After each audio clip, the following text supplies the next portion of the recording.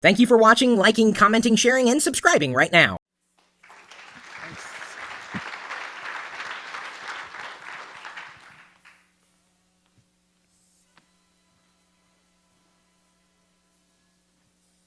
See when it starts.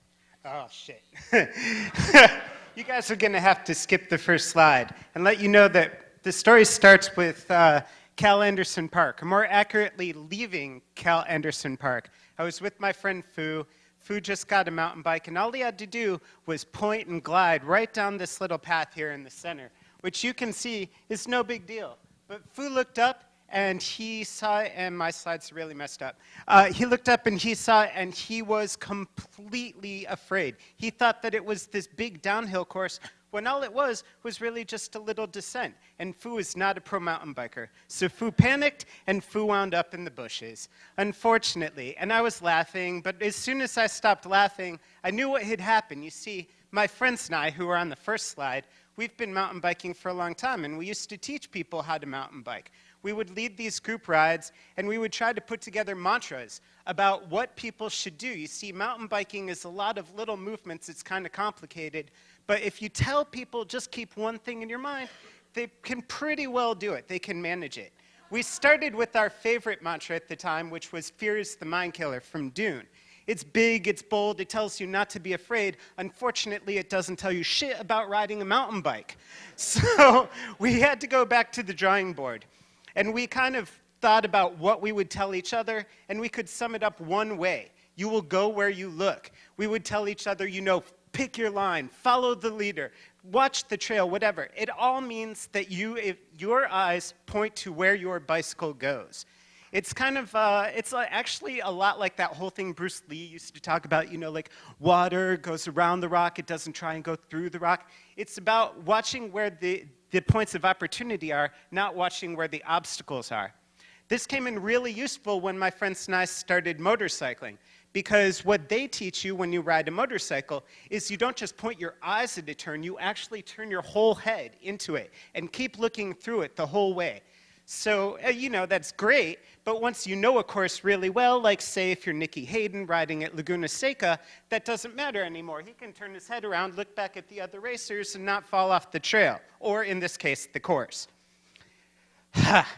But this can also be applied to business. One of the first things you learn to do when you're riding is not to look down at your feet. If you look down at your feet, that's exactly where you crash. You can take a look exactly where Palm looked down at its own feet here.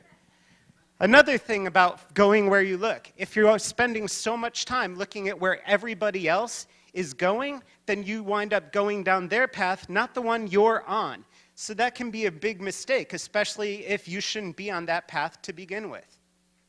You will do what you believe is really just fear is the mind killer turned around. It's a little positive version of it. Because really, mountain biking is about committing to your actions.